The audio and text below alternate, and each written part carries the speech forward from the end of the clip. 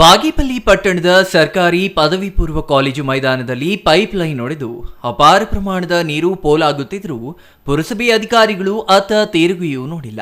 ಈ ಸಂಬಂಧ ನಾಗರಿಕರು ಪುರಸಭೆ ಗಮನಕ್ಕೆ ತಂದಿದ್ರೂ ಪೋಲಾಗುತ್ತಿರುವ ನೀರು ತಡೆಯುವ ಪ್ರಯತ್ನ ಮಾಡದಿರುವುದು ಪ್ರಜ್ಞಾವಂತರಲ್ಲಿ ತೀವ್ರ ಆಕ್ರೋಶಕ್ಕೆ ಕಾರಣವಾಗಿದ್ದು, ಪುರಸಭೆ ಅಧಿಕಾರಿಗಳ ವರ್ತನೆ ಖಂಡಿಸಿ ಪುರಸಭೆಗೆ ಹಿಡಿ ಶಾಪ ಹಾಕುತ್ತಿದ್ದಾರೆ.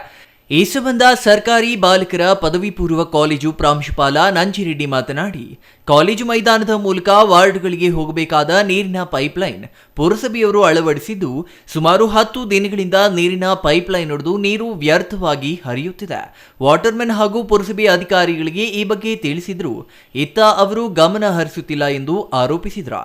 ಈಗಾಗಲೇ ಪಟ್ಟಣದ ಶಾಶ್ವತ ಕುಡಿಯುವ ನೀರಿನ ಪ್ರಮಾಣ ಸಂಗ್ರಹಣೆಯಲ್ಲಿ ಭಾರೀ ಇಳಿಕೆಯಾಗಿದ್ದು, ನೀರು ಪೋಲಾಗುವುದರಿಂದ ವಾರ್ಡ್ಗಳಿಗೆ ಹೋಗಬೇಕಾದ ನೀರು ಕಡಿತಗೊಳ್ಳುತ್ತಿದೆ. ಚರಂಡಿ ವ್ಯವಸ್ಥೆ ಸರಿಯಿಲ್ಲದೆ ಅಕ್ಕಪಕ್ಕದ ಮನೆಯವರು ಮೈದಾನದ ಕಾಂಪೌಂಡಿನೊಳಗೆ ಚರಂಡಿ ನೀರನ್ನ ಒಳಗೆ ಬಿಡುತ್ತಿದ್ದಾರೆ. ಸರಿಯಾಗಿ ಚರಂಡಿ ವ್ಯವಸ್ಥೆ ಮಾಡದಿದ್ರೆ ಇನ್ನು ಕೆಲವು ದಿನಗಳಲ್ಲಿ ಗೋಡೆ ಸಹ ಉರುಳುವ ಪರಿಸ್ಥಿತಿ ಕಾಣುತ್ತದೆ ಎಂದು ಆತಂಕ ವ್ಯಕ್ತಪಡಿಸಿದರು.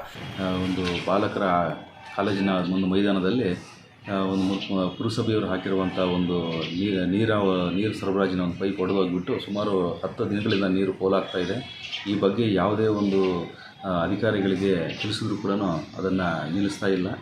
ಈ ಒಂದು ನೀರು ಅತಿ ಹೆಚ್ಚು ಪೋಲಾಗಿಬಿಟ್ಟು ನಮ್ಮ ಕಾಲೇಜಿನ ಒಳಗಡೆ ಬರುವಂಥ ಒಂದು ದಾರಿಗೆ ತೊಂದರೆ ಆಗ್ತಾ ಇದೆ. ಅದ್ರ ಜೊತೆಗೆ ಕಾಂಪೌಂಡ್ ಕೂಡ ನೀರು ಜಾಸ್ತಿ ಆಗಿ ಬೀಳುವಂಥ ಒಂದು ಹಂತ ತಲುಪಿದೆ.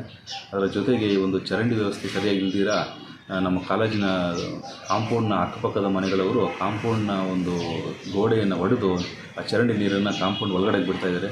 ದಯವಿಟ್ಟು ಈ ಒಂದು ಪುರಸಭೆಯ ಅಧಿಕಾರಿಗಳು ಗಮನ ಹರಿಸಿ ಇದನ್ನೆಲ್ಲ ಕೂಡ ನಿಲ್ಲಿಸಬೇಕು ಅಂತ ತಮ್ಮಲ್ಲಿ ಮನವಿ ಮಾಡಿಕೊಳ್ತೇನೆ.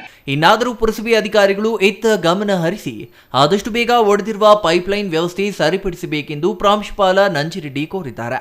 ಈ ಮೈದಾನದಲ್ಲಿ ಯುವಕರು ಕ್ರಿಕೆಟ್, ವಾಲಿಬಾಲ್ ಆಡುತ್ತಿದ್ದು, ಪೈಪ್ಲೈನ್ ಒಡೆಯುವ ಮೂಲಕ ನೀರು ಎಲ್ಲ ಮೈದಾನದಲ್ಲಿ ಹರಿಯುತ್ತಿದೆ. ಇದರಿಂದ ಮಕ್ಕಳು ಆಟವಾಡಲು ಸಾಧ್ಯವಾಗದ ಸ್ಥಿತಿ ನಿರ್ಮಾಣವಾಗಿದೆ. ಇನ್ನಾದರೂ ಸಂಬಂಧಪಟ್ಟ ಅಧಿಕಾರಿಗಳು ಗಮನ ಹರಿಸಿ ಒಡೆದಿರುವ ಪೈಪ್ಲೈನ್ ದುರಸ್ತಿಪಡಿಸಿ ನೀರು ಪೋಲಾಗುವುದನ್ನು ತಡೆಯಬೇಕೆಂದು ಕೋರಿದ್ದಾರೆ. Ganesh R, CTV news, Bagepalli.